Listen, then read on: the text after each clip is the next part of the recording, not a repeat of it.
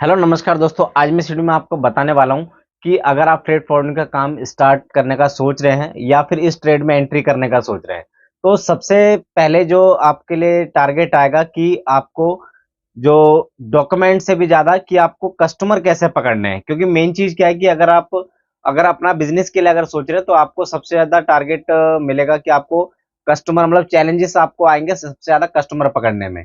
तो मेरे पास कुछ कॉल्स लोगों की आई थी, तो उसमें सबसे ज़्यादा जो चैलेंजेस आ रहे हैं लोगों को कि कस्टमर पकड़ने का। क्योंकि अगर कोई भी फॉरवर्डर या आप लोग किसी भी कस्टमर के पास जा रहे हैं, मतलब आपके लिए कस्टमर कौन होगा? आपके लिए कस्टमर होगा एक्सपोर्टर, ठीक है? अगर आप फॉरवर्डर हैं, अगर आप फ्रेट फॉरवर्डिंग बिज़नेस में आ रहे हैं, तो आपको जो आपके लिए कस्टमर है, वो कौन है? एक्सपोर्टर, जो माल एक्सपोर्ट कर रहा है यहाँ से, ठीक है? तो आपको कस्टमर पकड़ने में अब बहुत सारे चैलेंजेस आ सकते हैं कि देखिए काफ़ी लोग गए भी हैं, तो उनके जो रिस्पॉन्स आए हैं, कुछ मैं आपको रिस्पॉन्स आपको बताता हूँ कि ज़्यादातर लोगों के क्या रिस्पॉन्स होते हैं। या तो वो ऑलरेडी किसी भी फॉरवर्डर से कर रहे होते हैं काम, और या फिर उनको क्रेडिट चाहिए होता है, या फिर कुछ शिपमेंट्स होती हैं जो नॉमिनेशन होती हैं। नॉमिनेशन मतलब जो कि कंसाइनी जो बायर है, उसके थ्रू कंटेनर बुक हो रहा होता है, ठीक है? तो वो जिसको भी बोलता है, वो एक्सपोर्टर उसको प्रोवाइड कराता है, मतलब उसको बिज़नेस वो देता है, ठीक है? लेकिन आपको अगर free hand shipment, free hand मतलब यहाँ से जो अ, एक्सपोर्टर है वो अपने एंड से कंटेनर एक्सपोर्ट कर रहा है, तो वो शिपमेंट्स आपको कैसे आपको मिलेंगी और किस तरीके से आप कस्टमर से आपको बात करनी है और किस तरीके से आपको अपनी कंपनी का या फिर अपना जहाँ पे भी अगर आप जॉब कर रहे हैं एज़ अ सेल्स, तो आपको किस तरीके से आपको अपना बिज़नेस स्टार्ट करना है, किस-किस तरीके से आपको ग्रो करनी है। तो वही चीज़ मैं आपको इस वीडियो में आपको बताऊँगा। तो वीडियो में आगे बढ़ने से पहले मैं आपको बता देना चाहता हूँ, अगर आप चैनल पर नए हैं, चैनल को सब्सक्राइब कर लीजिए, बेल आइकन को प्रेस कर लीजिए ताकि हमारी नई वीडियो के अपडेट्स आपको सबसे पहले मिल पाए। तो देखिए, हम लोग क्या है कि मेरा जो चैनल है, मैं आपको फ्रेट फॉरवर्डिंग से रिलेटेड सारे डॉक्यूमेंट्स का हम लोग सारा प्रैक्टिकली आपको ऑनलाइन क्लासेस में सिखाते हैं। अगर आपको वो सीखना है, तो डेस्कटॉप पे जो आप नंबर देख रहे हैं, उस पे कॉल करके आप मेरे से सारी डिटेल ले सकते हैं। एवरी मंथ हम लोग कोर्सेज़ करते हैं और प्रैक्टिकली उसमें सिखाते हैं। तो अगर वो आपको डॉक्यूमेंटेशन सीखना है तो उसके लिए आप मेरे को डायरेक्ट कॉल कर सकते हैं। तो देखिए, यहाँ हम बात कर रहे हैं कि कस्टमर को हम लोग कैसे पकड़ें। तो देखिए, स्टार्टिंग में अगर आप किसी भी एक्सपोर्टर के पास जाएँगे, पहले तो आपको चैलेंज आएगी कि हमें पता कैसे करें कि एक्सपोर्टर है कौन? एक्चुअल में हम लोग मतलब किस तरीके से पता करें कि वो कार्गो एक्सपोर्ट कर रहा है, कोई भी एक्सपोर्टर।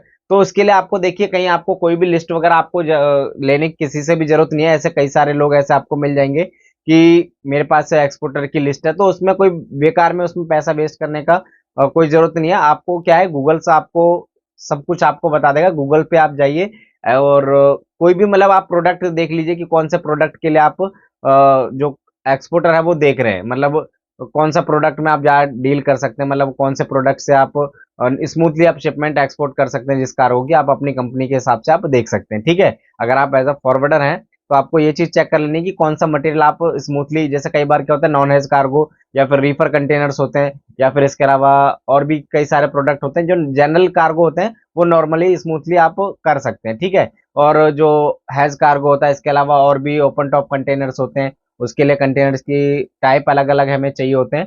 तो उसमें क्या है, थोड़े से हमें डॉक्यूमेंटेशन ज़्यादा लगता है और उसमें वर्किंग ज़्यादा करना पड़ता है। तो आप स्टार्टिंग अगर आप करें तो आप नॉर्मल कंटेनर, जैसे देख लीजिए, आपको कोई भी हार्डवेयर है या फिर कुछ भी ऐसा मटेरियल, जनरल मटेरियल, उसके लिए आप सर्च कर सकते हैं। और आप जो वेबसाइट्स हैं, उनकी वेबसाइट्स पे जाके एक्सपोर्टर्स की, जैसे मटेरियल कोई भी आपने सर्च किया गूगल पे, वहाँ पे आपको क्या है, कई सारे एक्सपोर्टर्स मिल जाएँगे। मतलब जैसे आप एग्ज़ाम्पल के लिए लीजिए बिल्डर हार्डवेयर एक्सपोर्टर्स, ठीक है? एक्सपोर्टर्स, उसमें कई सारे नाम आ जाएँगे। उनकी वेबसाइट चेक कीजिए कौन-कौन से डेस्टिनेशन के लिए, सारा कुछ अवेलेबल होता है, वहाँ पे सब कुछ मेंशन होता है। वो आपको मार्केटिंग है, या मार्केटिंग आपको करनी पड़ेगी, तभी आपको समझ में आ पाएगा कि कौन एक्सपोर्टर कार्गो एक्सपोर्ट कर रहा है। तो ये आपको चैलेंजेस आपको यहाँ पे आएँगे, और धीरे-धीरे जैसे ही आपको, ज़रूरी नहीं है कि आपको दसों एक्सपोर्टर्स चाहिए। आपको एक्सपोर्टर एक चाहिए, और परमानेंटली मतलब ऐसा एक्सपोर्टर चाहिए आपको जो रेगुलर काम कर रहा हो, ठीक है?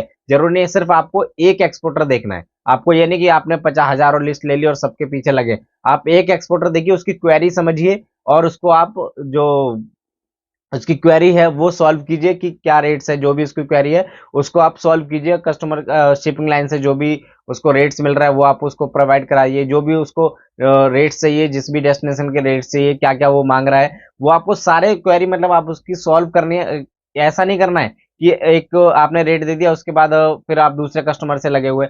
आप जो एक्सपोर्टर है उससे आप बात कीजिए, उसको मतलब उसको कन्विंस कीजिए, उसको समझने की कोशिश कीजिए कि वो मांग क्या रहा है एक्चुअली में।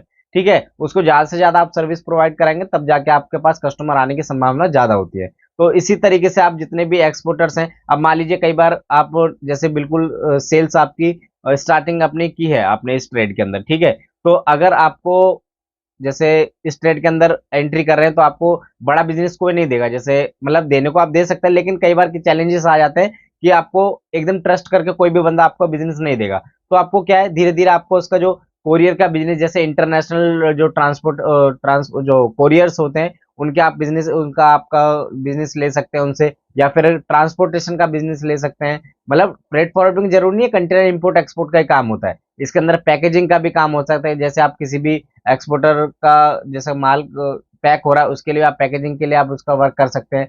ट्रांसपोर्टेशन जो लोकल ट्रांसपोर्टेशन होता है कंटेनर का मूवमेंट का, उसका वर्क कर सकते हैं। और इसके अलावा कई सारे ऐसे काम हो सकते हैं, जैसे रजिस्ट्रेशन कर सकते हैं नए एक्सपोर्टर्स के। इसके अलावा और भी सर्विसेज दे सकते हैं। तो मतलब बहुत सारी सर्विसेज होती है, जरूरी नहीं कि आपको कंटेनर इंपोर्ट एक्सपोर्ट का फर्स्ट टाइम आपको बिजनेस ले, पहले आप और काम कीजिए, जैसे और भी जैसे मैंने आपको बताया ट्रांसपोर्टेशन, रजिस्ट्रेशन, इससे और कोरियर आप उनका इंटरनेशनल जो कोरियर है वो कीजिए। इस तरीके से आप धीरे धीरे आप जब स्टार्ट करेंगे तो आगे चांसेस बनेंगे आपको कंटेनर का बिजनेस मिलने के।